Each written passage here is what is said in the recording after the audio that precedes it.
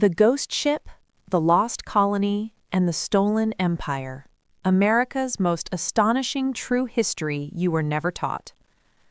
What if everything you thought you knew about American history was only the surface, and beneath it lay centuries of secrets, obsessions, betrayals, and miracles so extraordinary that even Hollywood wouldn't dare invent them? This is that story. Every word of it is true. Part 1. The Vanishing. The Lost Colony of Roanoke, 1584 to 1590. In the summer of 1587, 117 men, women, and children stepped off English ships onto a sandy barrier island off the coast of what is now North Carolina. They were not soldiers. They were not explorers in the traditional sense. They were families. A glassblower, a farmer, a pregnant woman named Eleanor White Dare, and they were about to become the greatest unsolved mystery in American history. Their leader was John White, a watercolor artist who had previously visited the region and sketched everything he saw: the native people, the plants, the fish, the insects. His paintings are still considered among the finest ethnographic records of 16th century America. He was a gentleman, an observer, a man who preferred a paintbrush to a sword. He was the worst possible choice to govern a desperate colony thousands of miles from home, and yet there he was, in charge of everything. The colony was called Roanoke, after the island on which it sat. It was England's second attempt at establishing a permanent settlement in the New World. The first attempt, in 1585, had failed spectacularly. The colonists had antagonized the local Croatoan and Secatan tribes by stealing food and murdering a respected elder named Wingina over a trivial misunderstanding, and had eventually fled back to England on ships belonging to the famous privateer Sir Francis Drake. But England needed a foothold in America. Spain already controlled most of the known New World, the Caribbean, Mexico, Peru, and was extracting so much silver and gold that its economy was threatening to dwarf every other European nation. England's Queen Elizabeth I was acutely aware that she was losing a race she had barely entered, and she needed American land desperately. So she sent the 117 colonists. She sent John White. She sent Eleanor White Dare, John's daughter, who was 9 months pregnant when she arrived, and she made them a promise: supply ships would come. England would not forget them. On August 18, 1587, just 11 days after arriving, Eleanor Dare gave birth to a daughter.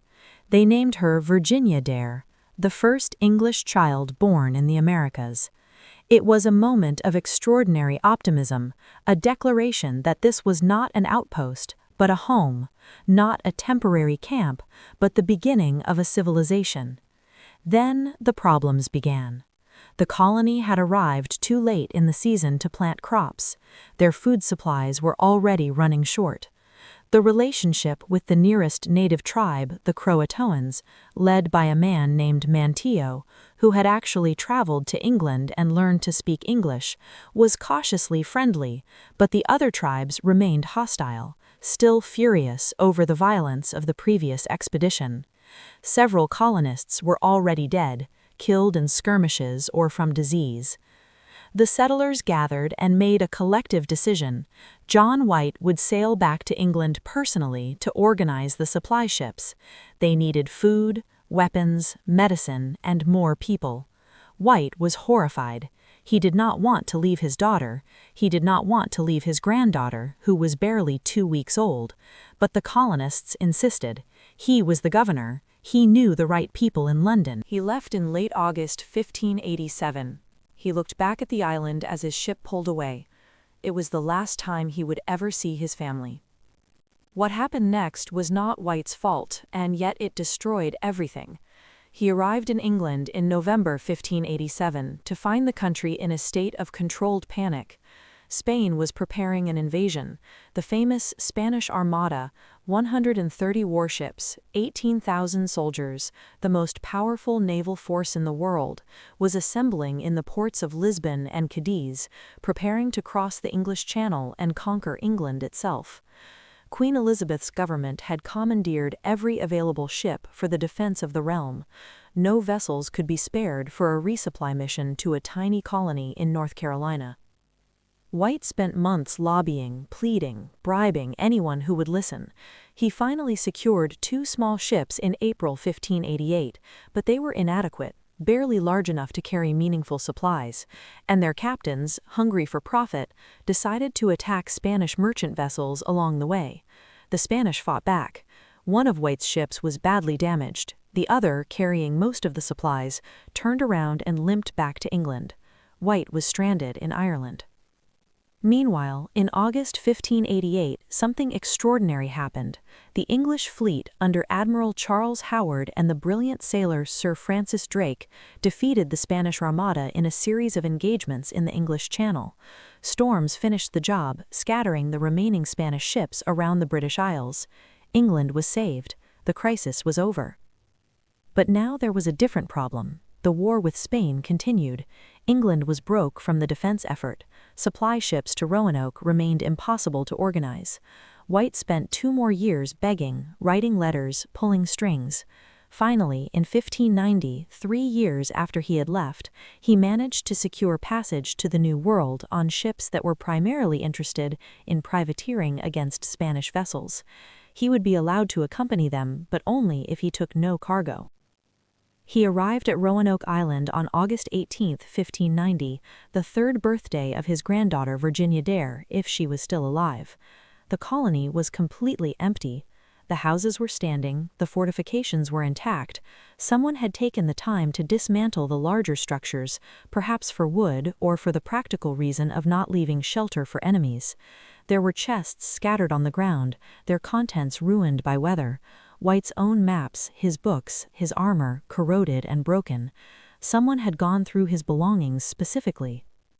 But there were no bodies, no signs of violence, no burned buildings, no indication of disease or starvation. The colony had simply ceased to exist. There was one clue. Carved into a wooden post of the palisade, deeply carved, deliberately carved, by someone who wanted it to be found, was a single word: Croatoan. The colonists had agreed with White before he left on a signal system. If they moved voluntarily, they would carve their destination. If they left in distress or were forced to flee, they would add a cross above the carving. There was no cross. The departure, whatever it was, had been planned and orderly. Croatoan was the name of a nearby island, modern-day Hatteras Island, home to the friendly tribe led by Manteo. The colonists were telling White, "We went there. We are with friends. Come find us." But White never reached Croatoan Island. A storm was approaching. His ship's captains were impatient and afraid. Anchors were lost in the rough seas, and they turned north and eventually sailed back to England. White never returned to America. He never learned what happened to his daughter, or to Virginia Dare, or to any of the 117 people he had left on that island in 1587. He died in Ireland around 1593, in grief and failure, believing he had abandoned the people who trusted him. For more than 4 centuries, the fate of the lost colony has consumed historians, archaeologists, and amateur investigators. The theories are extraordinary in their variety. Some believe the colonists were massacred by the Secotan tribe, by Spanish soldiers operating secretly along the coast, by some combination of violence and starvation. Some believe they were absorbed into local native communities and simply became Native American. Some believe they split into groups with different fates for different people. In recent years, archaeological evidence has accumulated that suggests the colonists did indeed rove and did indeed survive, at least for a time. A 2012 analysis of a map drawn by John White himself using X-ray and other imaging technology revealed a hidden symbol drawn in invisible ink, a four-pointed star that appears to mark a location about 50 miles inland from Roanoke Island, near the present-day town of Bertie County, North Carolina. Subsequent excavations at that site have found 16th-century English pottery fragments mixed with Native American artifacts, suggesting a community where English and Native people lived together. Further evidence comes from accounts collected decades later by English settlers in the Chesapeake Bay region, the Jamestown colonists. Multiple Native informants told them of a group of people clothed like you who had lived among the Chesapeake tribe to the north and who had been massacred around 1607 by Chief Powhatan, who was consolidating his power across the region and saw the English-speaking community as a threat. Some researchers believe this account refers to the Roanoke survivors, that they had lived successfully among Native communities for nearly 20 years before being killed just as the Jamestown settlers were establishing their own precarious existence. But we do not know for certain. The lost colony remains lost. Virginia Dare, if she survived, grew up somewhere in the Carolina wilderness, speaking English perhaps to no one, perhaps to everyone, leaving no trace we have yet found. She is one of the most haunting figures in American history, the first American-born English child, a ghost before she was 3 years old. Part 2. The Plague That Prepared the Way, 1616 to 1620. 4 years before the Pilgrims landed at Plymouth Rock, something happened along the New England coast that historians have only recently begun to fully understand, and which may be the most consequential event in early American history that Americans have never heard of. Between 1616 and 1619, a devastating epidemic swept through the native tribes of coastal New England. The disease, probably leptospirosis, or possibly a combination of diseases including hepatitis and plague, killed between 75% and 90% of the population in some areas. Entire villages ceased to exist. The dead lay unburied for months because there were no living people to bury them. The scale is almost impossible to comprehend. In some regions, what had been thriving communities of thousands of people were reduced to dozens. The Patuxent tribe was virtually wiped out. The Massachusetts tribe, which gave its name to the future state, was reduced from perhaps 24,000 people to a few hundred. The Wampanoag Confederation, which had controlled the Plymouth region, lost an enormous portion of its population, including its traditional leadership structures. When the Pilgrims arrived at Plymouth in November 1620, they sailed into a landscape that had been emptied by catastrophe. The site they chose for their settlement, which they named Plymouth after the English town from which they had departed, was the abandoned village of a tribe called the Patuxent. The cornfields were still there, already cleared. The storage pits full of corn were still there, already dug. The paths between cleared land and forest were still there, already worn smooth by years of native use. The Pilgrims, in their desperate first winter, helped themselves to native corn they found stored in pits, corn they could not have grown themselves, in soil they could not have prepared themselves. The epidemic had done something else as well. It had shattered the regional political balance. Before 1616, the Wampanoag Confederation, led by the sachem Massasoit, was hemmed in and threatened by more powerful neighbors, primarily the Narragansett to the west, who had been spared the worst of the epidemic, and now dwarfed the weakened Wampanoag in numbers and strength. Massasoit was a leader in a desperately vulnerable position, governing a people traumatized by loss, afraid of the Narragansett, and confronting a new group of strange, pale strangers who had appeared on his coastline. It was in this context that Massasoit approached the Pilgrims in March 1621, and it is in this context that the famous Treaty of Mutual Alliance must be understood. The Pilgrims were not simply neighbors to be tolerated, they were potential allies, people with weapons and resources that could help balance the power of the Narragansett. Massasoit's decision to befriend rather than eliminate the Pilgrims was a calculated political strategy born of desperation, not generosity, and it was an extraordinarily successful strategy for many years. The interpreter who made this alliance possible was himself one of the most remarkable figures in early American history. His name was Squantum, called Squanto by the English, and his life was so improbable that if you put it in a novel, publishers would reject it as unbelievable. Squanto was a Patuxent Indian who had been kidnapped in 1614, 6 years before the Pilgrims arrived, by an English captain named Thomas Hunt, who had lured native men aboard his ship under the pretense of trade and then sailed for Spain, where he intended to sell them into slavery. Squanto and other captives were taken to Malaga, Spain, where a group of Catholic friars intervened and essentially bought them to prevent their enslavement. The friars tried to Christianize them and eventually allowed them to travel freely. Squanto somehow made his way to London, probably through a merchant network, where he lived for several years with a merchant named John Slaney, who saw in him a useful asset for North American trade ventures. Squanto learned English. He learned the rhythms of English commerce and society. He learned how the English thought, what they valued, what they feared.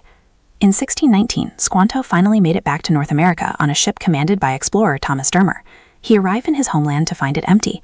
The epidemic had killed his entire tribe, every person he had ever known. The village where he had grown up was abandoned and overgrown. He was, as one historian memorably put it, the sole member of his tribe.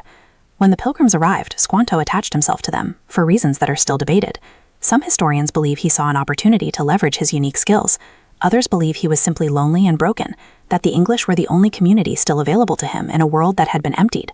Others suggest he was playing a complex political game of his own, using the Pilgrims as a tool to increase his own influence among the surviving native communities. What is certain is that Squanto taught the Pilgrims to plant corn using fish as fertilizer, showed them where to fish, told them which plants were edible and which were poisonous, served as the interpreter for the diplomatic relationship with Massasoit, and in dozens of practical ways made it possible for the Plymouth colony to survive its first years. He also, according to some historical accounts, attempted to manipulate both sides for his own benefit, telling the Pilgrims that Massasoit was plotting against them, telling native communities that the Plymouth had plague buried in their storehouse that they could release at will, trying to position himself as an indispensable broker of power. Massasoit eventually demanded that the English governor, William Bradford, execute Squanto for these machinations. Bradford, who could not afford to lose his only interpreter, refused. Squanto died in November 1622, probably of what Bradford described as Indian fever, while guiding an expedition around Cape Cod. He asked Bradford to pray for him so that he might go to the Englishman's God in heaven. Bradford described him as weeping as he died. He was a man who had crossed the Atlantic at least 4 times, survived slavery, survived the destruction of his entire world, and died in the service of the people who had colonized the land where his people used to live. There is no monument to him anywhere. There are no federal holidays commemorating his extraordinary life. There is only the word Squanto in children's Thanksgiving books, where he appears as a smiling helper, which manages simultaneously to acknowledge his importance and completely misrepresent everything that made him who he was. Part 3. The Secret Empire of the Dutch, 1609 to 1664. Here is a fact that most Americans do not know. The island of Manhattan was not an empty wilderness when the Europeans arrived.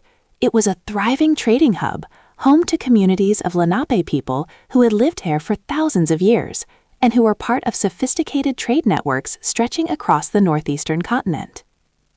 And here is another fact. The first European to sail into New York Harbor and document what he found was not an Englishman in the traditional sense. He was an Englishman working for the Dutch, a brilliant, mercurial, possibly mentally unstable navigator named Henry Hudson, who had been hired by the Dutch East India Company to find a northwest passage to Asia, and instead discovered one of the greatest natural harbors in the world. Hudson was one of those tragic figures who keep appearing in the history of exploration, a man of extraordinary skill and terrible judgment, whose genius and whose flaws were inseparable. He had already made 2 failed attempts to find a northeast passage, around Russia, to Asia when the Dutch hired him in 1609. He was given a small ship, the Half Moon, a crew of 20 men, half Dutch, half English, and instructions to sail north around Russia. He did not follow instructions. Within weeks of departure, he turned the ship around and sailed west across the Atlantic, apparently convinced he knew of a better route that his employers had not authorized him to take. The Dutch East India Company had told him specifically not to do this. He did it anyway. He sailed into what is now Delaware Bay, decided it was not promising, continued north, and in September 1609 sailed up the river that would eventually bear his name. The Hudson River impressed him enormously. It was wide, deep, navigable, and flanked by spectacular scenery. He sailed as far north as present-day Albany before the water became too shallow to continue, then turned around and sailed home. The Dutch were not ungrateful. The river, the harbor, the surrounding region, it was clearly enormously valuable, even if it wasn't the passage to Asia. They began sending trading expeditions immediately. In 1624, they established a permanent settlement at the southern tip of Manhattan Island and called it New Amsterdam. The Dutch colony that grew up over the next 4 decades was unlike anything else in North America. While the Pilgrims in Plymouth were trying to build a community of like-minded Protestant believers, and while the Virginians were trying to build a plantation economy based on tobacco, the Dutch were building something much more interesting, a global trading city. New Amsterdam was from its earliest days a place of radical diversity by the standards of the 17th century.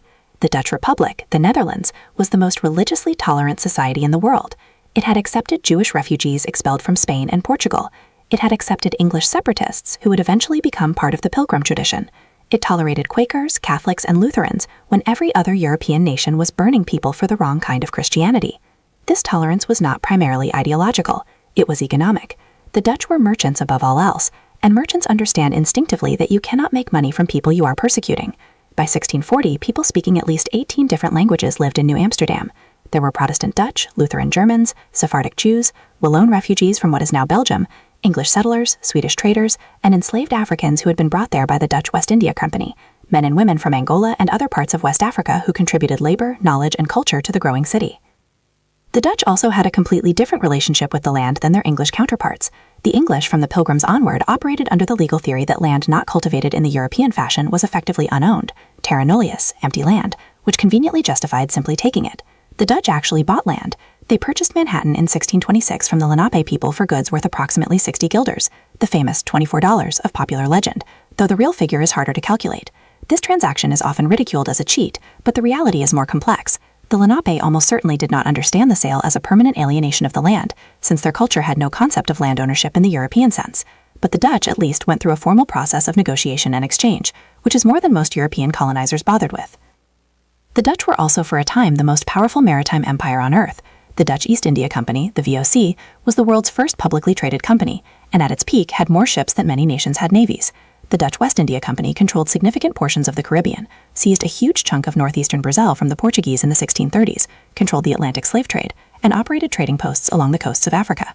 The wealth flowing through Amsterdam made it the financial center of the world, pioneering the stock market, central banking, and the joint stock company, institutions that Americans still use today. New Amsterdam, though never as prosperous as Amsterdam, carried the spirit of commercial adventure. The colony's most famous governor, Peter Stuyvesant, is remembered primarily as a bad-tempered autocrat with a silver-tipped peg leg. He had lost his right leg in a military engagement in the Caribbean and wore a prosthetic decorated with silver nails.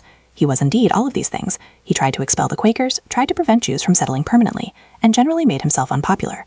But he was also a capable administrator who expanded the colony considerably, and when the crisis came, it was neither his fault nor within his power to prevent. In August 1664, 4 English warships sailed into New York Harbor and demanded the surrender of New Amsterdam. King Charles II of England had decided he wanted the colony. He had granted it to his brother James, Duke of York, without the minor inconvenience of first owning it, and he had sent warships to make the point persuasive. Stuyvesant wanted to fight. He climbed to the battlements of the fort and declared he would defend the colony to the last man. His colonists declined the honor. They pointed out that the fort had no water supply, that the gunpowder was damp, that the guns were unreliable, and that the English ships outgunned them by a considerable margin. They petitioned Stuyvesant to surrender. He tore up their petition. They sent another one. He tore that up too. Finally, Stuyvesant was persuaded by his own minister, Johannes Megapolensis, and by his son, who sent the second petition himself, that resistance was futile. He limped down from the battlements and surrendered the colony without a shot being fired. New Amsterdam became New York, named for the Duke of York, who was now its proprietor. James Stuart, Padan who gave the city its name, would later become King James II of England, before being overthrown in the Glorious Revolution of 1688, but the name stuck. What the Dutch left behind, however, was more than a name change. New York City's character, its commercial energy, its ethnic diversity, its tolerance of difference, its deep suspicion of authority, and its enthusiasm for money, owes more to the 40 years of Dutch rule than most people realize. The neighborhoods of Brooklyn, from Broekelen, Harlem, from Harlem, and the Bowery, from Bowery, meaning farm, all carry Dutch names. The very word Yankee is probably derived from Jan Kees, a common Dutch name that became out general for Dutch settlers, then for New Englanders, then for all Americans. The Dutch ghost haunts New York still. Part 4. The Woman Who Was Two Worlds, 1596 to 1617. There's a story you probably know about a Powhatan princess who saved the life of an English explorer named John Smith.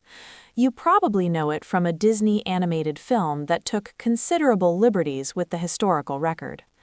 The real story is both sadder and stranger and more important than anything Hollywood has put on screen.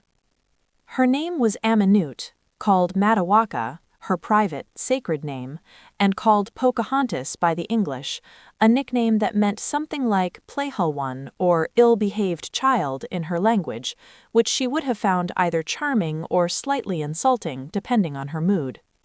She was born around 1596, the daughter of Wahun Sanaka, called Powhatan by the English, who was the paramount chief of a confederation of approximately 30 Algonquian-speaking tribes across the coastal Virginia region. He ruled over perhaps 14,000 people and had spent decades building his empire through a combination of diplomacy, military conquest, and strategic marriage.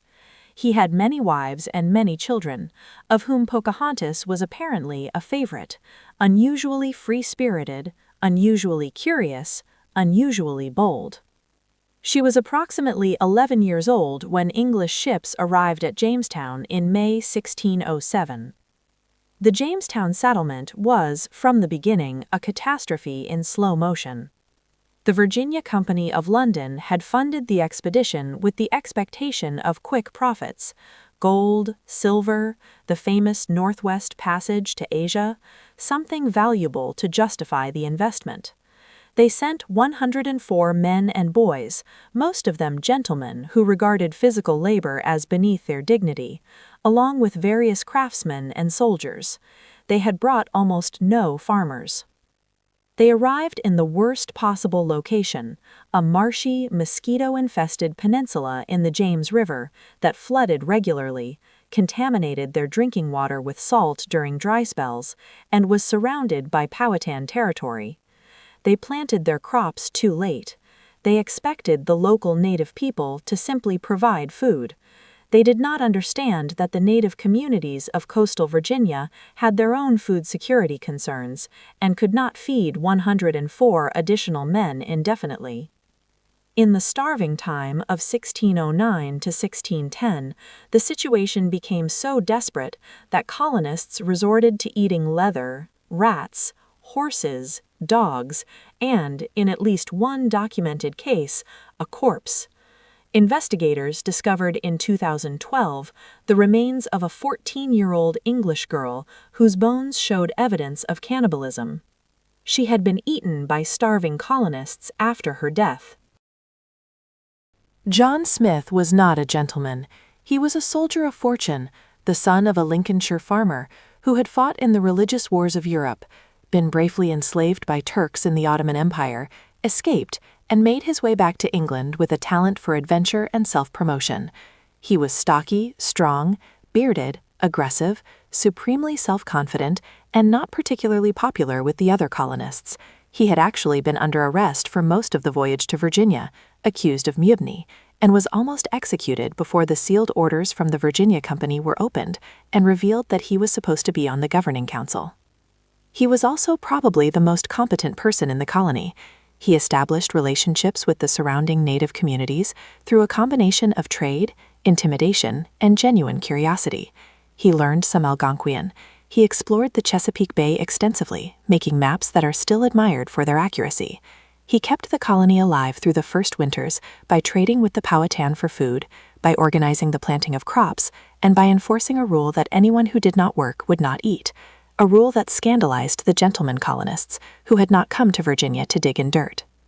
In December 1607, on one of his trading expeditions, Smith was captured by warriors under Opechancanough, Powhatan's brother.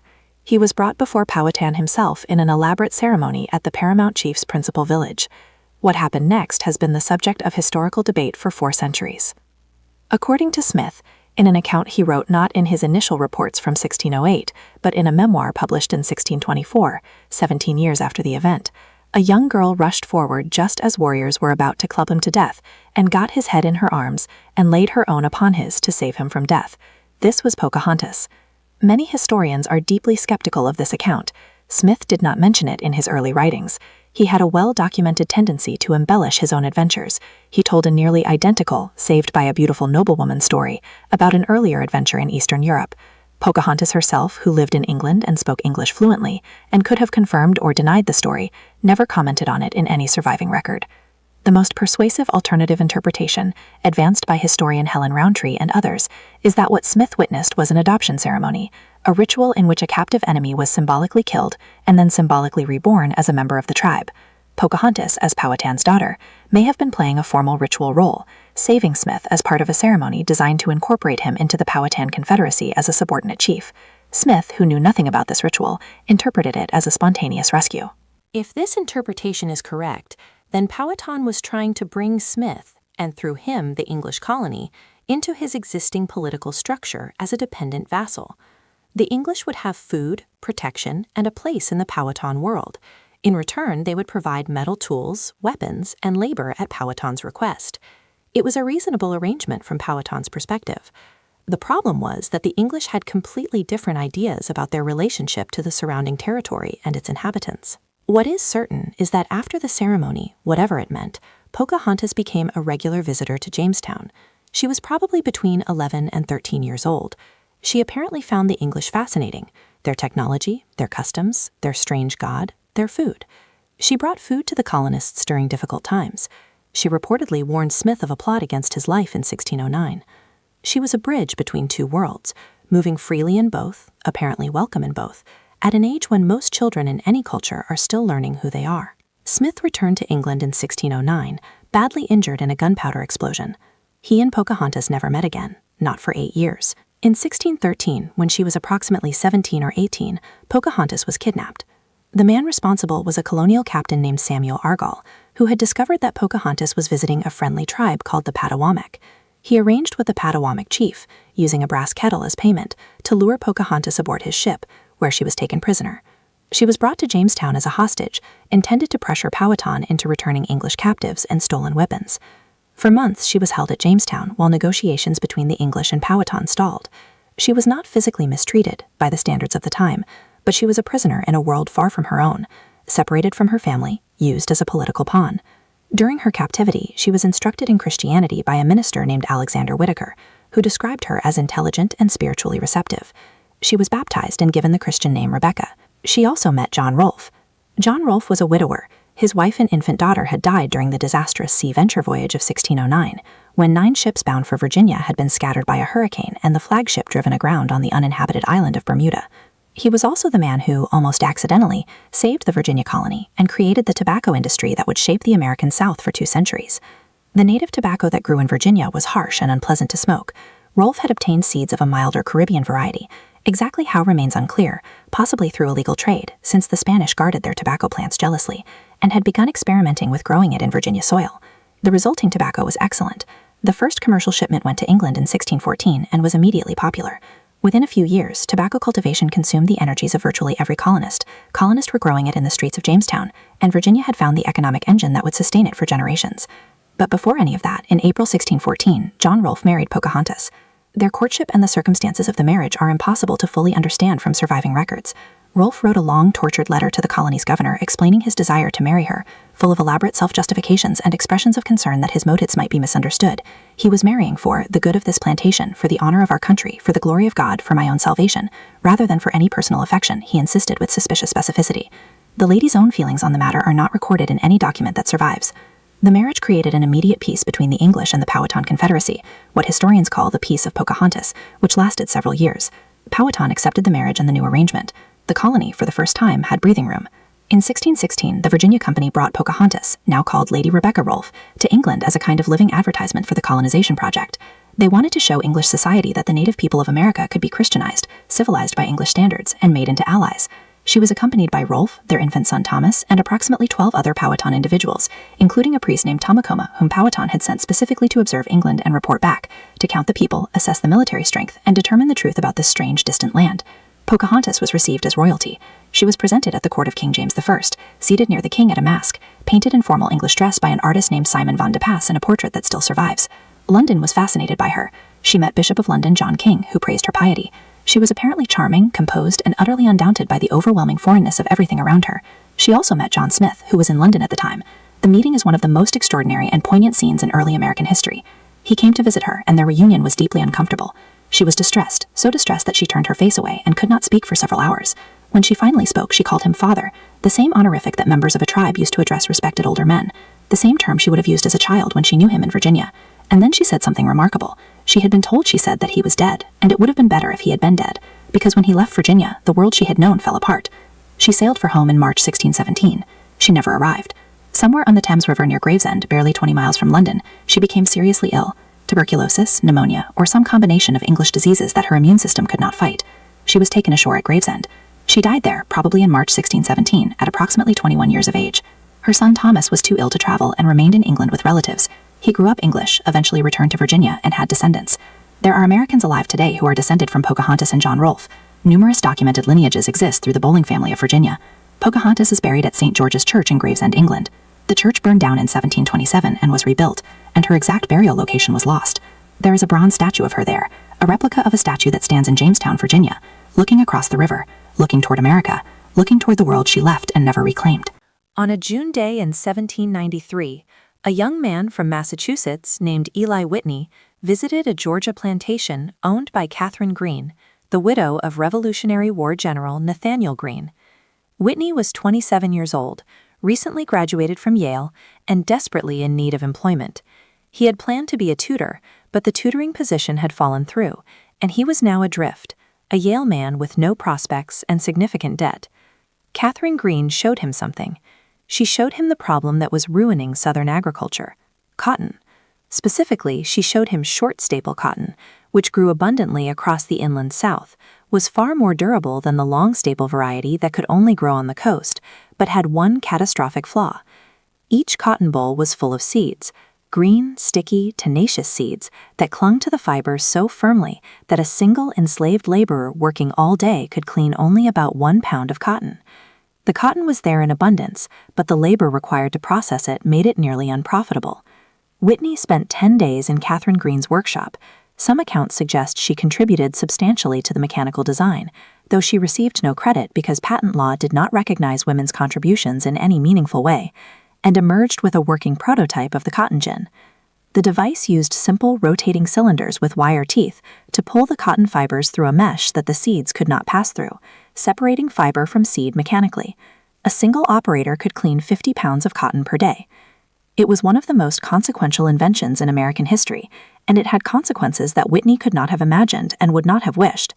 Within a decade, cotton production in the American South had increased by roughly 1,000%.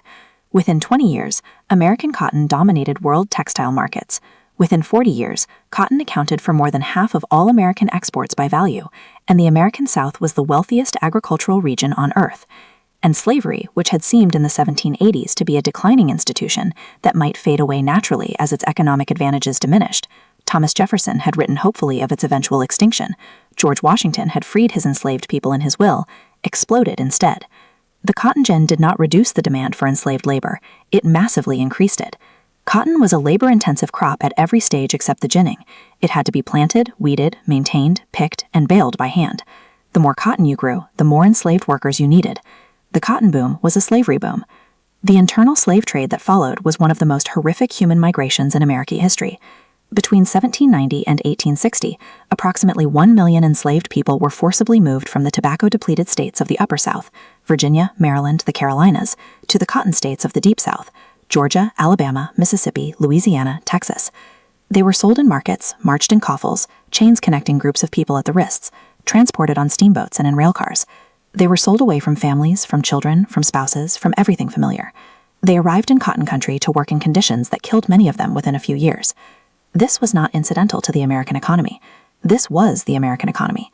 By 1860, the enslaved people of the South had a collective economic value, as property, counted on census rolls, greater than the combined value of all the railroads and factories in the entire country. The cotton they produced was processed in mills in Massachusetts and Rhode Island, sold to textile manufacturers in England, insured by companies in New York and London, and financed by banks in every major city in the country. American banking, American manufacturing, American international trade, and the endowments of countless universities and institutions all rested on the foundation of cotton, which rested on the foundation of enslaved labor. What made this system so extraordinarily durable and so extraordinarily cruel was the sophistication of the methods used to maintain it. Slave owners and the societies that supported them developed an elaborate system of law, violence, psychology, and ideology to control millions of people who had every reason to resist. The law was explicit. Enslaved people were property. They could not own property, could not marry legally, could not testify in court against white people, could not learn to read in most southern states, could not move freely, could not gather in groups without white supervision. The punishment for running away could be brutal mutilation. The punishment for striking a white person, even in self-defense, was death. But enslaved people resisted constantly, in every way available to them. They slowed their work to the minimum acceptable pace. They broke tools. They set fires. They feigned illness. They maintained secret religious practices. They learned to read in defiance of law, passing literacy secretly from person to person. They organized networks of communication across plantation boundaries, across state lines, that served as both intelligence networks and escape routes. The Underground Railroad, that network of safe houses, secret routes, and brave guides that helped enslaved people escape to the north and to Canada, was not the organized institution it is sometimes portrayed as in children's books. It was something more organic, more dangerous, and more remarkable, a decentralized web of resistors, white and black, who helped freedom seekers one step at a time, with no central authority and no safety net. Each station keeper, each guide, each person who hid a runaway in a barn or under a floorboard acted independently, in defiance of federal law, at enormous personal risk. The most famous conductor on this informal railroad was Harriet Tubman, whose story is so extraordinary that it strains belief even now, more than a century after her death. Born Araminta Ross around 1822 on a Maryland plantation, she suffered a traumatic brain injury as a teenager when an overseer threw a 2-pound lead weight at another enslaved person and struck her instead. The injury left her with narcolepsy and hypersomnia for the rest of her life. She could fall asleep suddenly and uncontrollably, sometimes in the middle of conversations or activities. She also began experiencing vivid visions and dreams that she and her community interpreted as divine messages, a sense of God's direct communication with her that she maintained throughout her long life. In 1849, at approximately age 27, she escaped from the plantation where she had been enslaved, traveling alone through the Maryland countryside, navigating by the North Star, hiding by day and moving by night. She reached Philadelphia, free territory, and described her sensation of freedom in words that were later recorded by those who knew her. She looked at her hands to see if she was the same person, she said, because there was such a glory over everything she saw. She could have stayed in Philadelphia and been safe. Instead, she went back. Over the next decade, she returned to Maryland approximately 13 times, personally guiding more than 70 enslaved people to freedom, including her own parents, whom she brought north in a wagon when her father was too old to walk far, with her father keeping his eyes closed the entire way, so he could truthfully say he had never seen the runaways if questioned. She never lost a single person she was guiding. She carried a gun. She told the people following her that if anyone tried to turn back out of fear, she would shoot them, not out of cruelty, but because a person who turned back could, under interrogation, reveal the route and endanger everyone still using it. No one ever turned back. Slave owners posted rewards for her capture that eventually totaled $40,000, equivalent to more than $1 million today. She was never caught. She was so effective that she became known as Moses among the enslaved communities, and her methods so unknown that slave owners became convinced they were dealing with a white man. The idea that a black woman was outmaneuvering them at every turn was to their minds simply impossible. During the Civil War, Tubman served the Union Army as a spy and as the commander of a raid. On June 2, 1863, she guided Colonel James Montgomery and 150 black Union soldiers up the Combahee River in South Carolina in a raid that destroyed Confederate infrastructure and freed 700 enslaved people in a single night. She was the first woman in American history to lead an armed military operation. After the war, she lived in Auburn, New York, where she opened her home to elderly and impoverished black people, established the Harriet Tubman Home for the Aged, worked for women's suffrage alongside Susan B. Anthony, and lived until 1913, long enough to see the first airplane flights, long enough to have her photograph taken dozens of times, long enough to become a living legend. When she died, at approximately 91 years of age, she reportedly told the friends gathered around her bed, "I go to prepare a place for you." She died on March 10, 1913, and was given a full military funeral. She has been honored with a postage stamp, countless school names, a newly commissioned U.S. Navy ship, and a planned portrait on the $20 bill, which has been delayed, revised, promised, and unpromised enough times to have become its own small American tragedy. Part 6. The Gold Rush and the Making of California, 1848 to 1855. On January 24, 1848, a carpenter named James W. Marshall was inspecting a sawmill being constructed at a place called Coloma on the American River in the Sierra Nevada foothills of California. He noticed something glittering in the water channel below the mill. He picked up several small yellow flakes and tested them with every method he knew, biting them, hammering them, testing their weight. They bent instead of cracking. They were dense. They were bright yellow.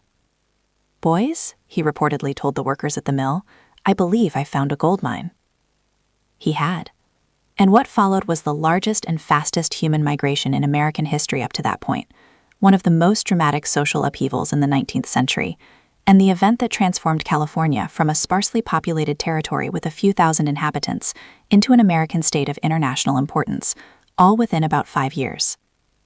The mill where Marshall found the gold was owned by John Sutter, a Swiss-German immigrant who had built an enormous agricultural empire in the Sacramento Valley. Sutter was initially desperate to keep the discovery secret. He knew that if word got out, his workers would abandon their posts, his fields would be left unplanted, and chaos would descend on his carefully ordered domain. He was absolutely right about all of this, and completely unable to prevent it. Word leaked within weeks. By May 1848, workers were abandoning their jobs across Northern California. By summer, San Francisco, then a small town of perhaps 800 people, had been essentially emptied. Every able-bodied man had gone to the goldfields. The newspaper, the California Star, suspended publication, not because there was no news, but because the editor, the typesetter, and the newsboys had all left for the mines. The news reached the eastern United States slowly. California was still technically in the process of being transferred from Mexico to the United States as a result of the Mexican-American War, and communication required weeks of travel. But when President James K. Polk confirmed the discovery in his annual message to Congress in December 1848, displaying a 230-ounce nugget of California gold to prove the point, the dam broke. The 49ers, named for the year 1849, when the rush reached full speed, came from everywhere. From the eastern United States, they came by 3 routes: overland across the continent along the Oregon and California trails, which took 4 to 6 months and killed roughly 1 in 10 travelers from cholera, dysentery, accidents, and exhaustion; around Cape Horn at the southern tip of South America by ship, which took 5 to 8 months and was safer but vastly more expensive; or across the Isthmus of Panama, which meant crossing the jungle by mule and dugout canoe, surviving tropical diseases, and catching a ship on the Pacific side, dangerous and expensive, but faster than the other options. They came from Latin America, Chileans and Mexicans who were often experienced miners and arrived earliest, bringing skills that the Americans notably lacked. They came from China, tens of thousands of Chinese men who called California Gomsan, Gold Mountain, and crossed the Pacific to seek their fortunes. They came from Australia, from Europe, from Hawaii. By 1849, people of more than 30 nationalities were working the California goldfields. The scale of the migration was staggering. California's non-native population went from roughly 14,000 in 1848 to 93,000 by the end of 1849 to 255,000 by 1852. San Francisco, which had perhaps 800 inhabitants when gold was discovered, had 25,000 by the end of 1849 and 56,000 by 1860. It was the fastest urban growth in American history to that point, and possibly in world history. The mining camps that sprang up across the Sierra Nevada foothills had no law, no government, no courts, no prisons, no infrastructure. They were built and abandoned within months as deposits were exhausted and miners moved on. The names that these camps gave themselves tell the story of the men who lived in them. Rough and Ready, Humbug Flat, Hangtown, named for the frequency with which impromptu executions took place, Gougei, Hell's Delight, You Bet, Fiddletown, Shirttail Canyon, Bedbug, and dozens more in the same spirit. Violence was endemic and punishment was immediate. Theft of mining claims was the worst crime in the camps and was punished with death, administered by whatever group of miners could be convened quickly enough to call itself a jury. Hanging was common, flogging was common. The formal legal system was weeks away in San Francisco and had no presence in the mountains. The people who suffered most acutely were those who had the least protection: the California native people, who were devastated by this invasion; the Chinese miners, who were subject to special discriminatory taxes and brutal violence; and the Mexican and Chilean miners, who were regarded as foreigners in land that had been Mexican only 2 years before and were systematically driven from the richest claims. The treatment of native Californians during the gold rush was not a side story or an unfortunate byproduct. It was a deliberate campaign of elimination that California's first governor, Peter Burnett, addressed in his 1851 State of the State address by declaring that a war of extermination would continue until the native people were gone. The state government paid bounty hunters and militia raiders from public funds. The native population of California, which had been perhaps 150,000 in 1846, fell to roughly 30,000 by 1870. This was among the most catastrophic episodes of ethnic violence in American history. The economic reality of the gold rush was also considerably more complicated than popular legend suggests. Most miners did not get rich. The gold that could be found by individuals using simple tools, pans, sluices, cradles, was largely exhausted within the first few years. By 1852 or so, individual prospecting was giving way to industrial mining, which required capital investment in hydraulic equipment, stamp mills, and organized labor. The men who truly profited from the gold rush were not the miners. They were the merchants who supplied the miners. The most famous example is Levi Strauss, a Bavarian Jewish immigrant who arrived in San Francisco in 1853 intending to sell dry goods to the mining camps. One of his products was a canvas fabric used for wagon covers and tents. A tailor named Jacob Davis had the idea of reinforcing work pants made from this fabric, and later from a French fabric called serge denim, which was corrupted in English to denim, with metal rivets at the stress points. Davis and Strauss patented the design in 1873. The result was blue jeans, possibly the most globally successful American clothing ever created, still sold in virtually every country on Earth, still essentially the same garment Davis and Strauss invented to solve the problem of miners' pants falling apart at the seams. John Sutter, at whose mill the gold was found, lost everything. His workers abandoned him. Squatters invaded his land. Looters took his livestock. He spent decades in legal battles trying to recover compensation from the federal government, and died in a Washington, D.C. hotel room in 1880, still fighting his claims, his great Sacramento Valley empire long since divided among others. James Marshall, who had found the gold, died in 1885, poor and bitter, convinced that his discovery had brought him a curse. He had worked various mining claims without success, tried farming, worked as a blacksmith, and in his last years received a small pension from the California state government, the same state whose fortunes he had made. He is buried at Coloma, overlooking the site where he made the discovery that changed the world, beneath a statue of himself pointing down at the ground where the gold first caught his eye. Part 7. The Transcontinental Railroad. Built by whom? At what cost? 1863 to 1869. On May 10, 1869, at a barren sage-covered flat in the Utah Territory called Promontory Summit, two locomotives approached each other from opposite directions on newly laid tracks. One was the Jupiter, belonging to the Central Pacific Railroad, which had built eastward from Sacramento. The other was No. 119, belonging to the Union Pacific Railroad, which had built westward from Omaha. Between them lay a final ceremonial gap of track. Leland Stanford, the governor of California and president of the Central Pacific, raised a silver hammer to drive a golden spike into a laurel wood tie that would complete the first transcontinental railroad. He swung and missed. The crowd of laborers, railroad officials, soldiers, and journalists who had gathered for the occasion noted the miss but were too polite to mention it loudly. A telegraph operator, watching the ceremony, sent the signal anyway. The spike was officially driven, the railroad was officially complete, and telegraph offices across the country erupted in celebration. What happened next was one of the great spontaneous celebrations in American history. Bells rang in New York and Philadelphia. Cannons fired in San Francisco and Chicago. A 100-gun salute was fired in Washington, D.C., where the news arrived at the White House within seconds of the event, transmitted by the same telegraph wire. The Pacific Coast, which had been separated from the rest of the country by weeks of dangerous travel, was now connected by rail, a journey of 6 days. But the Golden Spike ceremony at Promontory Summit contained a significant omission so glaring that it amounts to a falsification of history.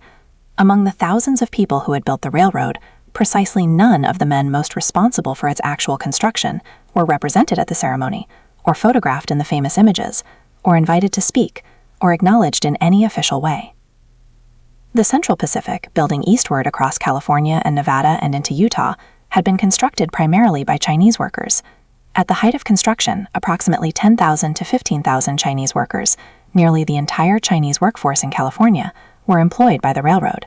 They dug tunnels through the Sierra Nevada mountains using black powder and then nitroglycerin, a substance so unstable that entire work crews were periodically obliterated when it detonated unexpectedly. They carved roadbeds along sheer cliff faces using hand tools, dangling in wicker baskets above 1,000-foot drops. They worked through Sierra Nevada winters of legendary ferocity, digging through snow tunnels to reach the work sites above. They built an average of nearly a mile of track per day across Nevada's desert, and on one extraordinary day in April 1869, organized as a competitive bet with the Union Pacific, they laid 10 miles of track in 12 hours, a record that stands to this day. They were paid $26 to $35 per month, roughly two-thirds of what white workers received for the same work. They were required to provide their own food and tents, while white workers received meals and lodging from the company. When they went on strike in June 1867 to demand equal pay and shorter working hours, the railroad company responded by cutting off their food supply until they returned to work. Hunger won. They went back. They are not in the famous Promontory Summit photograph. A few can be seen in the background, out of focus, on the edges of the frame. The foreground is occupied by white railroad officials, executives, and soldiers. The Union Pacific, building westward from Omaha, relied on a different workforce, primarily Irish immigrants and Civil War veterans. The Irish had come to America during and after the Great Famine of 1845 to 1852, when a potato blight destroyed the primary food source of Ireland's largely poor rural population. Approximately 1 million people died of starvation and related diseases. Another million immigrated during the famine years. By the 1860s, Irish immigrants were concentrated in American cities, frequently poor, often met with violent prejudice. Employment offices in Boston and New York sometimes posted signs specifically excluding Irish applicants, and desperately in need of work. The Transcontinental Railroad offered that work, and the Irish took it. They laid track across the Great Plains in conditions that were frequently terrifying. The tribes of the plains, particularly the Cheyenne, Lakota, and Arapaho, opposed the railroad's construction through their territory with every means available to them, from tearing up track and destroying trains to attacking work crews. The railroad companies responded by hiring former Civil War generals, including William Tecumseh Sherman and Philip Sheridan, to conduct military campaigns against the tribes, and by participating in the destruction of the buffalo herds that the Plains tribes depended on for survival. Hunters employed by the railroad companies shot bison from train windows for sport and for the commercial value of their hides, and the railroad made it possible to remove those hides to eastern markets. The great bison herds of the plains, which had numbered in the tens of millions and had sustained Plains Indian cultures for millennia, were functionally destroyed within 20 years of the railroad's completion. The Army's generals understood this clearly. Sherman reportedly said that the quickest way to end the Indian Wars was to kill the buffalo, since the Plains tribes could not survive without them. It worked. The 6 years of railroad construction produced staggering human costs. Thousands of deaths from accidents, disease, and violence, a number that was not carefully recorded because the lives of Chinese and Irish workers were not valued enough to be counted precisely. The workers who built the railroad were largely excluded from the prosperity it created. The men who owned the railroad, Stanford, Charles Crocker, Collis Huntington, Mark Hopkins on the Central Pacific side, Thomas Durant on the Union Pacific side, became some of the wealthiest and most powerful men in American history. Credit Mobilier, the construction company that Durant set up to build the Union Pacific, turned out to be one of the most audacious financial frauds in American history. The railroad paid Credit Mobilier enormous prices for construction work. Credit Mobilier was owned by the same men who controlled the railroad. The profits were distributed among a small group of insiders while the railroad accumulated enormous debts. Shares of Credit Mobilier were distributed to members of Congress to ensure that questions were not asked. When the scandal broke in 1872, it implicated the sitting Vice President of the United States, several senators, and a future president named James Garfield. Nearly everyone escaped serious consequences. The Transcontinental Railroad transformed America completely. It made the settlement of the West practical. It made it possible to ship California's agricultural products to eastern markets. It created the standardized time zones that Americans still use. The railroads, which needed to coordinate schedules across the country, required a uniform system, and the 4-time zone system was adopted in 1883. It destroyed the remaining independence of virtually every native nation between the Mississippi and the Pacific, connecting eastern markets to western lands in ways that made the final extermination of the bison possible and the enforcement of reservation confinement practical. And it was built by men who were never properly acknowledged, never fully compensated, and whose stories were almost entirely absent from American popular culture for more than a century after the last spike was driven. Part 8. Nikola Tesla and the Wars of Current, 1880 to 1943.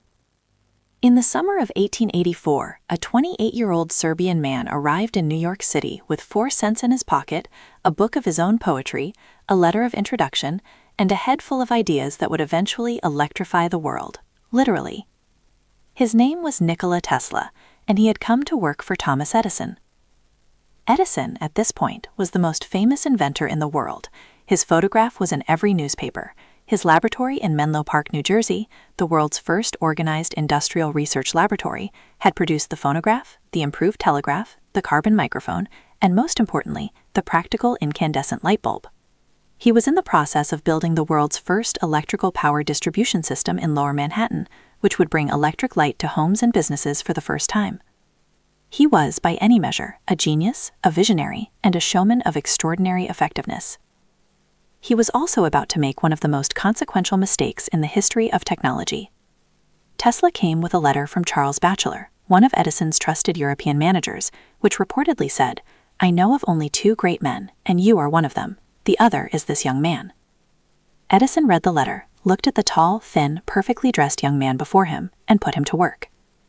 Tesla was extraordinary, even by the standards of a laboratory full of extraordinary people. He had an eidetic memory and could memorize complete books by reading them once. He could visualize complex 3-dimensional mechanical systems in his mind without drawing them, rotating them mentally, testing them in mental simulation. He needed very little sleep and could work for days at a stretch. He was meticulous, brilliant, and in the early months at Edison's laboratory, enormously productive. The fundamental problem between them, though it would take years to become explicit, was already present from the beginning. Edison believed in direct current, DC, and Tesla believed in alternating current, AC. The distinction is technical, but its implications were enormous. Direct current flows in one direction, from the power source through the wire to the device and back. It works. Edison had built his Lower Manhattan power grid on DC. The problem was that DC lost enormous amounts of energy over distance. The power dropped off rapidly as it traveled down wires, which meant you needed a power station every mile or so. Expanding electrical power across an entire city, let alone an entire country, on DC would require thousands of power stations. Alternating current oscillates back and forth. Its voltage can be easily changed, stepped up to high voltage for efficient long-distance transmission, then stepped back down to save household voltage using a transformer. This meant a single power station could serve a region, not just a neighborhood. Tesla had developed AC motors and generators in his head years before he arrived in New York, and he knew with mathematical certainty that AC was the future of electrical power. Edison disagreed. Edison had a fortune invested in DC infrastructure. He had patents. He had power plants already built. He had a business empire built on DC. He also had a personal, almost superstitious resistance to certain technologies.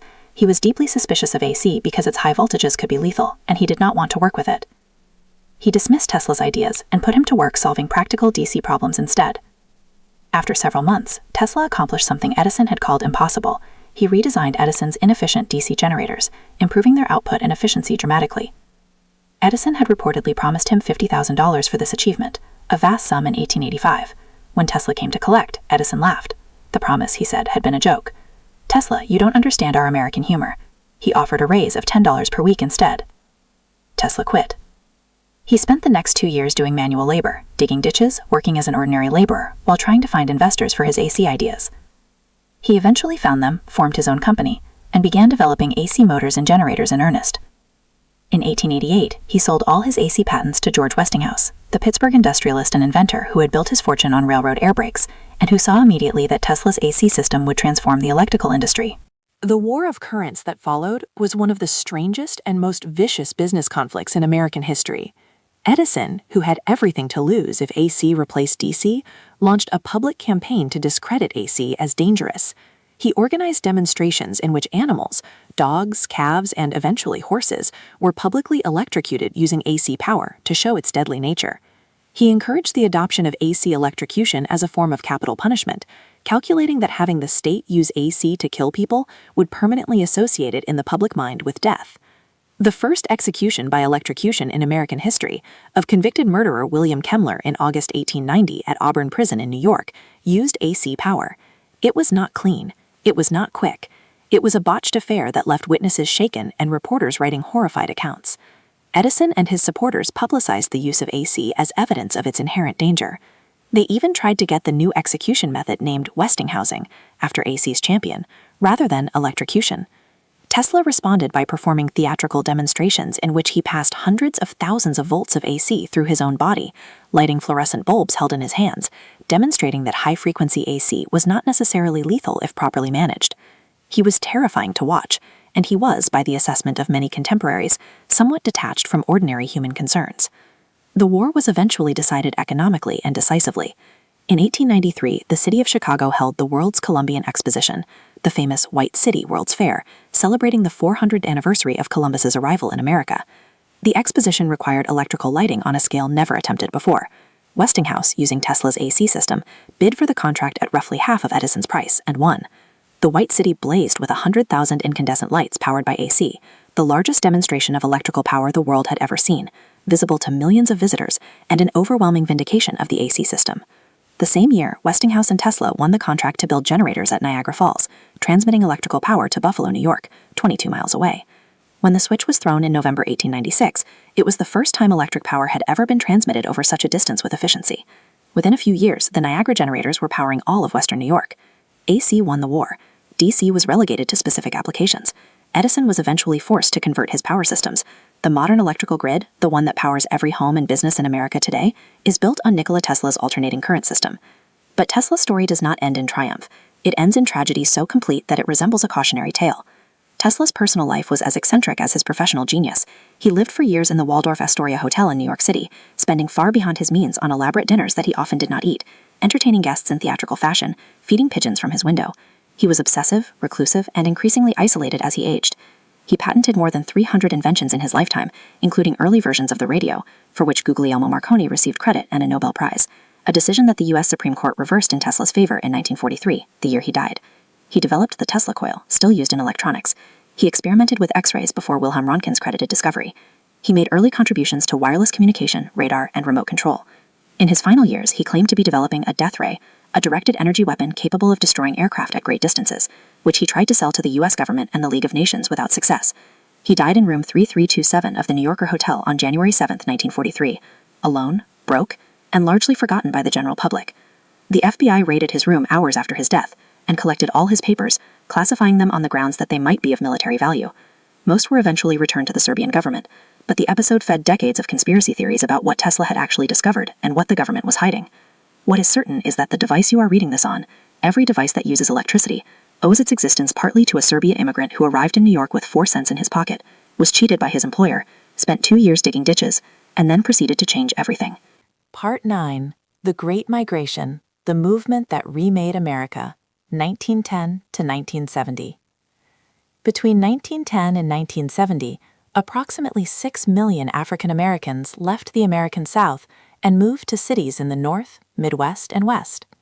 This Great Migration, the largest internal migration in American history, transformed Chicago, Detroit, Cleveland, Philadelphia, New York, Los Angeles, and dozens of other cities.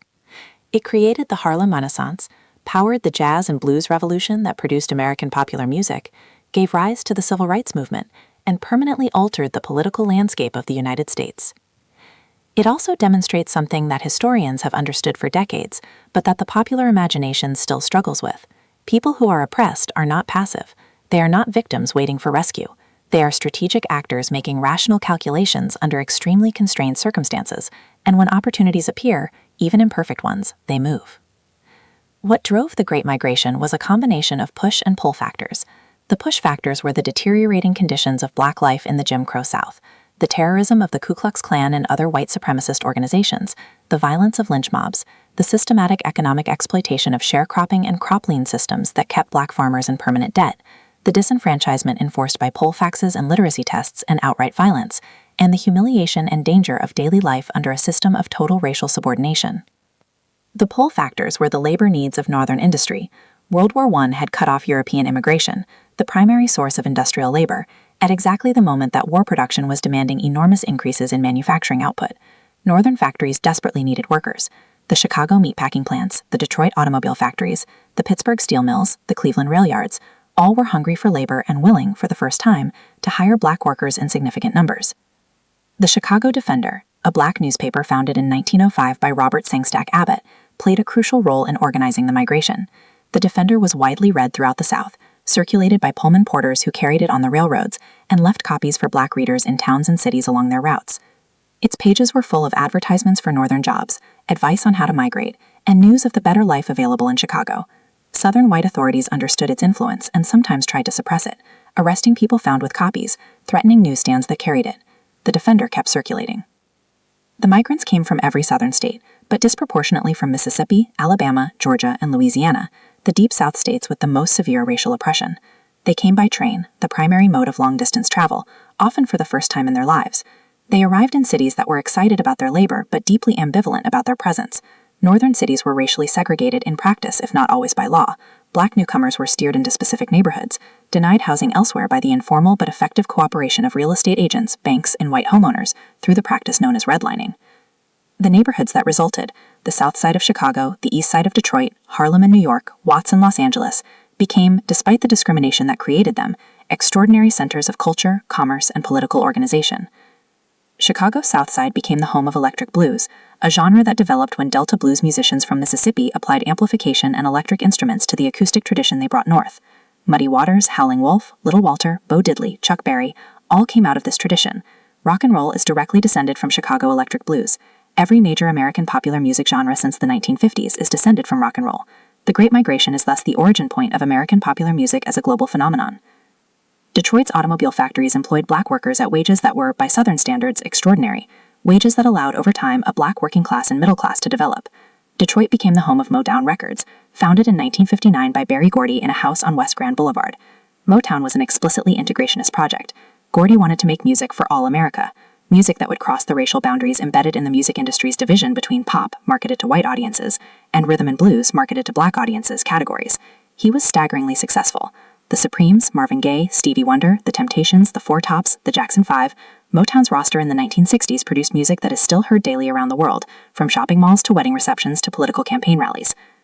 Harlem in New York became during the 1920s the capital of Black America, the site of the Harlem Renaissance, an explosion of literature, art, music, and political thought that produced Langston Hughes, Zora Neale Hurston, Claude McKay, Louis Armstrong, Duke Ellington, Marcus Garvey, and A. Philip Randolph, among many others. The Harlem Renaissance represented African Americans asserting, in the face of sustained oppression, that they had a culture of their own, not derived from or dependent on white American culture, but original, sophisticated, and worthy of respect on its own terms. The political consequences of the Great Migration reshaped American politics permanently. Black voters who moved north could vote, and did. They registered in large numbers in northern cities. They organized politically. By the 1930s, black northern voters were a meaningful constituent in presidential elections, and their shift from the Republican Party, the party of Lincoln, to the Democratic Party, attracted by Franklin Roosevelt's New Deal programs, was one of the most consequential electoral realignments in American history. The migration also brought its migrants' children and grandchildren into the civil rights movement. The young people who marched in Birmingham and Selma, who sat at lunch counters in Greensboro, who organized the Freedom Rides, many of them had parents or grandparents who had made the journey north, who had made the calculation that movement was possible, that oppression was not inevitable, that it was worth the risk to seek a better life. The Great Migration itself was an act of resistance, and the movement it helped produce changed the legal structure of the country. Part 10. The Manhattan Project and the Morning the World Changed, 1939-1945. On August 2, 1939, Albert Einstein, the most famous scientist in the world, a man who had fled Nazi Germany in 1933 and was living in a cottage in Nassau Point, Long Island, signed a letter addressed to President Franklin D. Roosevelt. The letter had been drafted primarily by physicist Leo Szilard, who had conceived the concept of a nuclear chain reaction in 1933 while crossing a London street, and who was now, 6 years later, desperately afraid of what Nazi Germany might do with his idea. The letter, known to history as the Einstein-Szilard letter, informed Roosevelt that recent advances in nuclear physics had made it possible to produce extremely powerful bombs of a new type, and that Germany appeared to be pursuing this research. It recommended that the United States government investigate the possibility of its own atomic program. Roosevelt's initial response was cautious. He appointed an advisory committee on uranium, which met once, produced a mild report, and was largely ignored. The American government moved slowly. The British, meanwhile, produced a classified scientific assessment called the Maud Report in 1941, which concluded unequivocally that an atomic bomb was physically possible, could be built within 2 years, and would have decisive military effect. The Americans, when they read the Maud Report, finally understood the urgency. The Manhattan Project, the secret American program to develop an atomic bomb, officially began in 1942. It became the largest and most expensive scientific industrial project in history to that point, ultimately employing more than 130,000 people across dozens of sites in the United States and Canada, costing approximately $2 billion, roughly $28 billion in current values, and remaining completely secret from the public and from most of the government until the bombs were used. The scientific director of the project was J. Robert Oppenheimer, a theoretical physicist from New York City, who was, by any measure, one of the most brilliant and complicated figures in American history. He was multilingual, reading Sanskrit for pleasure, charismatic, and capable of organizing the largest and most talented assembly of scientists in human history to work on a single problem.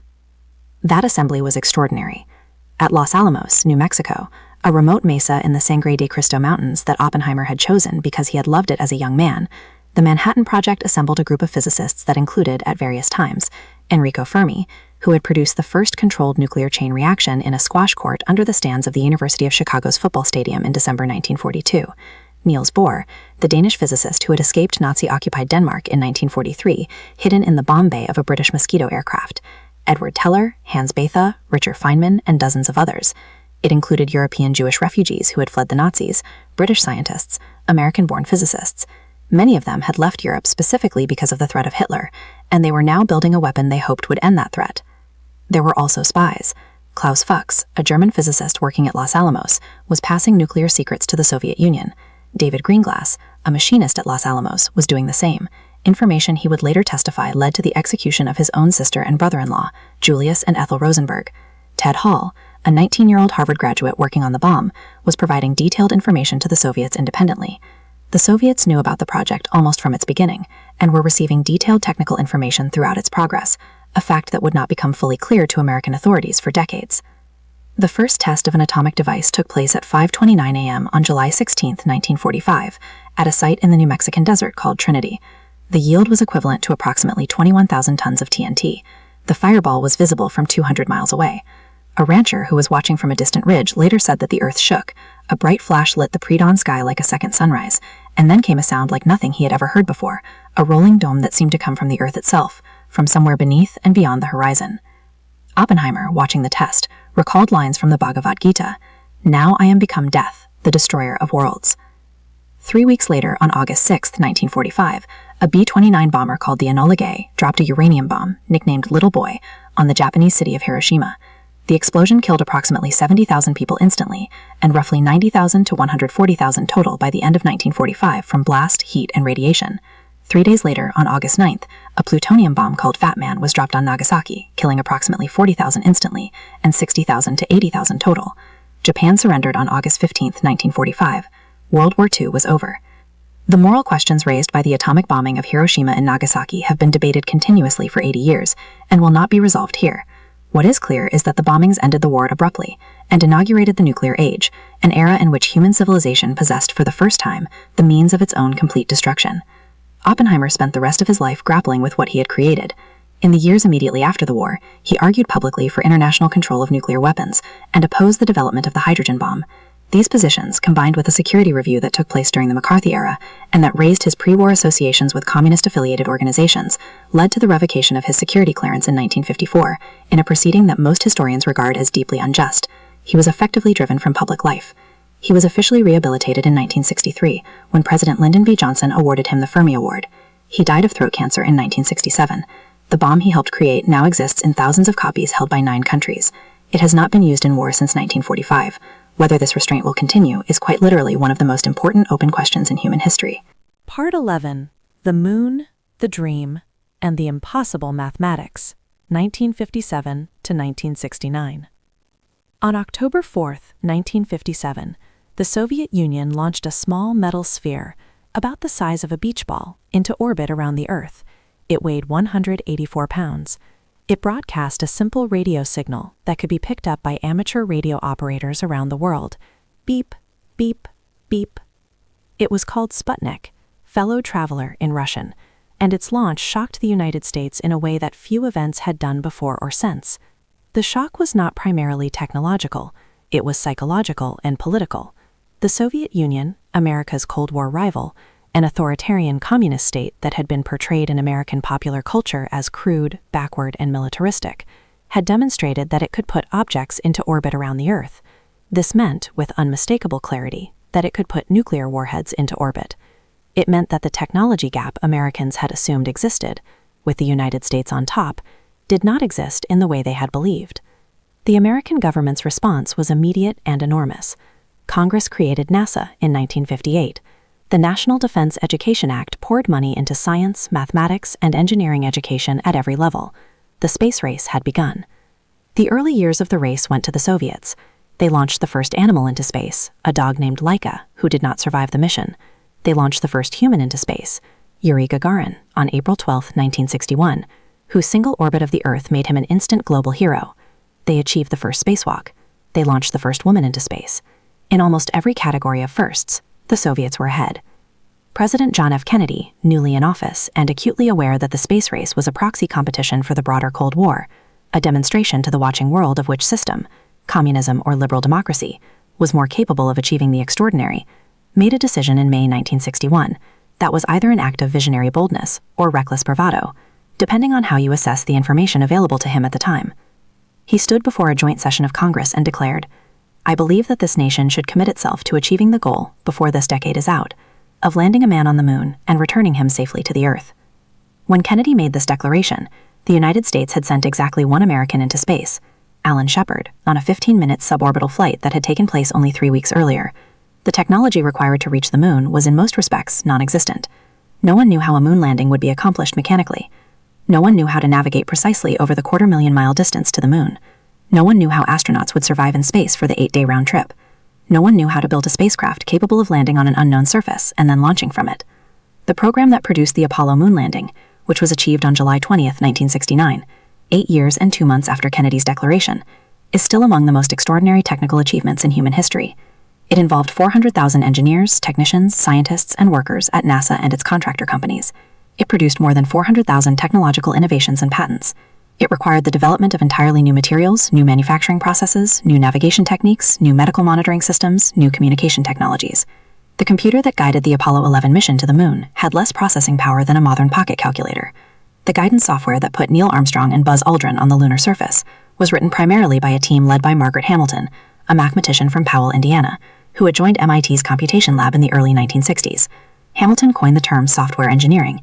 She insisted that software development deserved the same rigor and discipline as any other branch of engineering, a revolutionary idea at the time. Her code was written by hand, then punched onto cards. When the moment came, it worked flawlessly. The night before the Apollo 11 launch, Neil Armstrong, the mission commander, told a reporter that he estimated the chances of a successful moon landing at about 50-50. He was probably being optimistic. The list of things that could go wrong was almost unlimited. Any hundreds of systems failures could have been fatal. Any miscalculation in the navigation could have left the spacecraft adrift in space, out of reach of any rescue. On July 20, 1969, Armstrong and Aldrin descended toward the lunar surface in the lunar module, named Eagle. As they approached, the onboard computer began displaying error codes. Program Alarm 1202, indicating that the computer was overloaded with data. Flight controller Steve Bales, 26 years old, sitting in mission control in Houston, Texas, had to decide in seconds whether to abort the landing or continue. He knew that code. He had studied it months before in a late-night simulation that most people had dismissed as unlikely. The computer was shedding low-priority tasks, but the critical navigation functions were intact. He gave the call. Go. The Eagle descended to 300 feet, then 200 feet, then 100 feet, when Armstrong realized the automatic landing system was taking them toward a crater the size of a football field, filled with boulders. He took manual control. He flew over the crater. The fuel gauge for the descent engine read 60 seconds of fuel remaining, then 30 seconds. He found a smooth area to the west of the crater and set down gently. Houston, Tranquility Base here. The Eagle has landed. Armstrong descended the ladder of the lunar module and stepped onto the surface of the moon at 10:56 p.m. Eastern Time on July 20, 1969. He said, "That's one small step for man, one giant leap for mankind." He had intended to say one small step for a man. The article would have made the famous phrase grammatically coherent, but the word was apparently lost in transmission or in the extraordinary adrenaline of the moment. Armstrong and Aldrin spent 2 hours and 31 minutes on the lunar surface. They planted an American flag. They collected 47.5 pounds of lunar rocks. They deployed scientific experiments. They received a phone call from President Nixon. The moment was watched live on television by approximately 600 million people, 1/5 of the world's population at the time, the largest television audience in history to that point. In countries around the world, in cities and villages on every continent, people sat in front of television sets or gathered around radios and watched or listened as human beings walked on another world for the first time in the billions of years of Earth's existence. The Soviet Union, which had been pursuing its own moon program throughout the 1960s, made no public comment. Their moon rocket, the N-1, had failed 4 times in unmanned tests, most recently in a catastrophic explosion on July 3rd, just 17 days before Apollo 11, that destroyed the launch pad and produced one of the largest non-nuclear explosions in human history. They acknowledged the Apollo landing only briefly in the official Soviet press. The race was over. 5 more Apollo missions landed on the moon successfully, the last in December 1972. 12 human beings have walked on the moon. All Americans, all men, all in the years 1969-1972.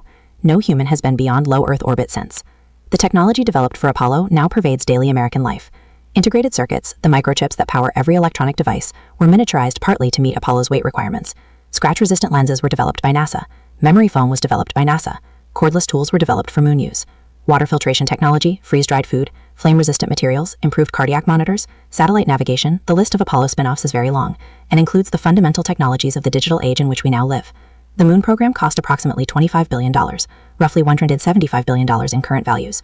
What is not debatable is that for a few days in July 1969, humanity looked at the moon and saw not a mystery but a destination, not an impossibility but an achievement, and that the people who accomplished it were 400,000 Americans of every background, working together on a problem so difficult that the solution required the development of entirely new branches of mathematics and engineering. Epilogue, the thread. What connects the Lost Colony of Roanoke to the Cotton Gin, to the Transcontinental Railroad, to the Apollo moon landing? What is the thread that runs through all these stories? The stories of vanished colonists and kidnapped women and stolen empires and immigrant inventors and women who ran toward danger and men who dug ditches and carried gold and laid track and wrote code and flew to the moon. The thread is this. America was never a simple story. It was never the clean narrative of inevitable progress that some textbooks once presented. It was always messier, stranger, darker, and more extraordinary than that. It was always a story of people making desperate choices under impossible circumstances, of brilliance and stupidity and courage and cruelty existing simultaneously in the same moment and sometimes in the same person. It was always a story of the people who were left out of the official account, the Native Americans, the enslaved, the immigrants, the women, the workers, who turned out to be doing most of the actual work that history later celebrated under someone else's name. The lost colonists